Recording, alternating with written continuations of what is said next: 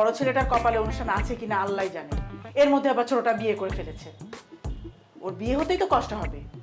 সবাই যখন শুনবে ছোট ভাই আগে বিয়ে করে ফেলেছে, মেয়ে দিতে চাইবে বলো? মা, আপনি কোনো টেনশন করেন না। বিয়ে সবার ভাগ্যে লেখা থাকে এক একটা সময়। আমার যে এত তাড়াতাড়ি বিয়ে হয়ে যাবে আমি বুঝিই নাই। দেখলাম না কিরকম হঠাৎ করে বিয়ে হয়ে গেল। ভাইয়ারও বিয়ে হয়ে যাবে, টেনশন নিয়ে। তারপরও তোমার বাবার ফোন নাম্বারটা আমাকে দিও, ওনাকে একদিন দাওয়াত করবো, বাসায় খাওয়াবো। দাওয়াত করা লাগবে না, এমনি ঠিক টাইম মতো চলে আসবে। ঠিক টাইম মতো চলে আসবে মানে?